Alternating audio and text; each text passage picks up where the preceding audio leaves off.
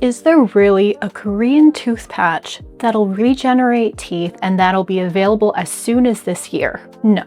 This is completely fake news. It's not true. I was repeatedly notified about this story in my inbox. It was carried by a bunch of different agencies, and honestly, I just ignored it because I couldn't find links to the original research papers in the articles. Very shady. Usually when this happens, I don't even bother digging into it further because it's so not standard practice in science not to link back to the original research. 9 times out of 10, that's an indicator of fake news. And that was the case this time. In fact, France 24 also managed to sniff it out, so good for them. Here's some friendly advice from an actual scientist to help you avoid falling into these traps. This fake tooth regeneration patch story had more than 730,000 views on X, and I'm sure it's got even more now. So while I get that some of these tips will feel intuitive to a subset of you, for others, it's really still a muscle that's being trained. And this is going to be especially critical in the next era of AI deepfakes and avatars. We all know at least one person who needs to hear these tips, and honestly, there's nothing wrong with that. At this point, you guys know that your attention is currency, and it doesn't matter if they're not explicitly trying to sell you something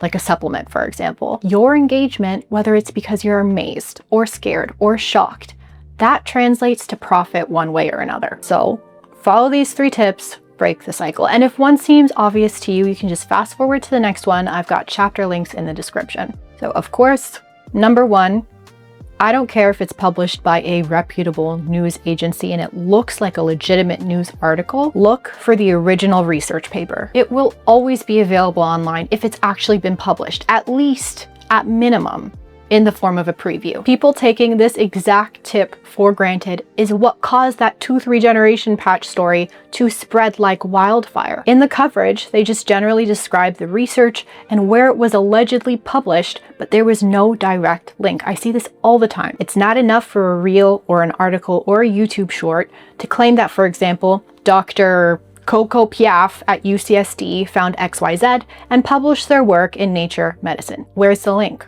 Show me the published study. There is no reason not to. It doesn't matter if elements of the story feel familiar or credible. This particular story was released at a time where all of us, including me, we were talking about the legitimate tooth regeneration clinical trial in Japan, and we were discussing Tiglusib's preclinical progress as well. So yeah, another tooth regeneration story would have felt real. It would have felt credible, given the context, and that's what they're counting on. So we need to demand more. Now, usually I wouldn't give anybody a second chance beyond this point. If they fail to link the original research, I'm usually just moving on.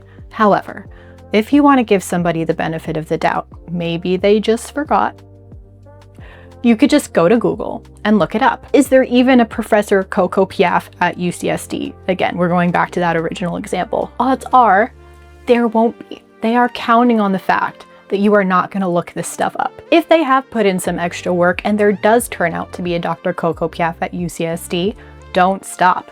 Keep looking until you find that paper. You can check a record of a professor or a doctor's publications on a website called PubMed or even Google Scholar just by searching their name and any other details provided, like a keyword, the year of the research that was allegedly published, or the topic. I've actually used Google Gemini Pro for this, and it is surprisingly good at pulling out citations that you wouldn't normally find, so you can give that a try as well. How about when they do actually link the original research? I can see the link in the description. It's from a source that I trust. You know, I can count on the fact that I'm not going to get a virus if I go ahead and click on it.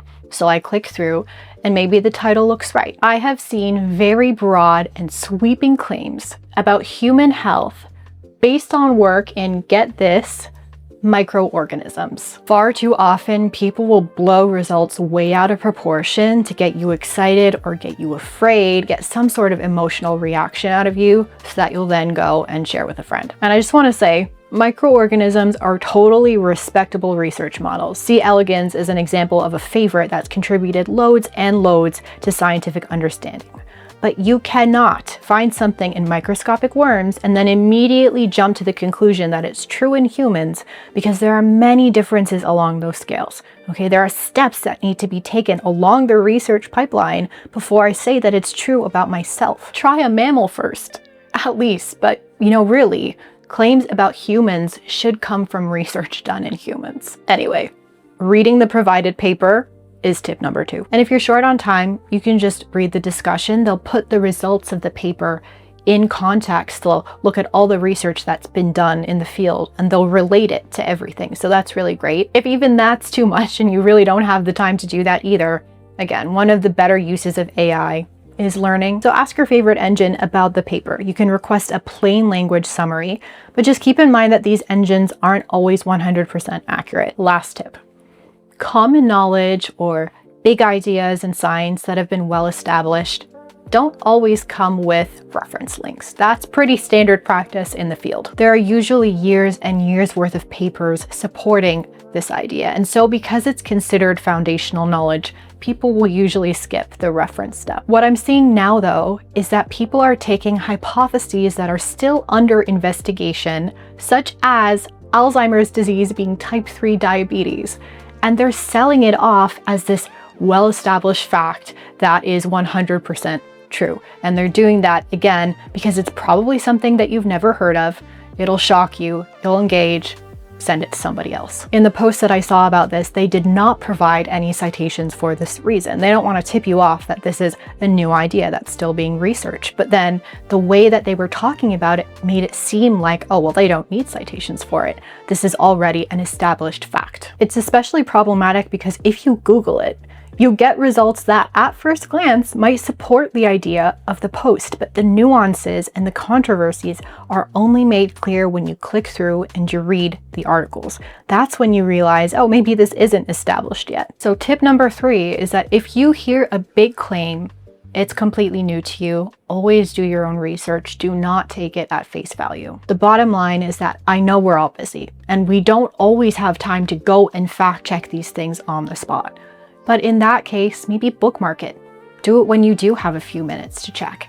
And the most important thing is, do not send it to somebody else until you've done that extra validation. I was going to mention that how reputable the source of the information is really important. And to some extent, it still is. That's still true.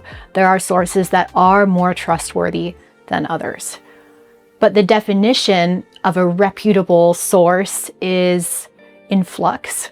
Right now, people are confused about who to trust, and that's why I am swinging back to the research itself. Reputable agencies and outlets are only as trustworthy as the people running them. You need to see relevant degrees, credentials, and you also need to see expert consensus in a field. After that, when it comes to your health, the final okay always comes from your doctor. If you found these tips helpful, share this video with a friend.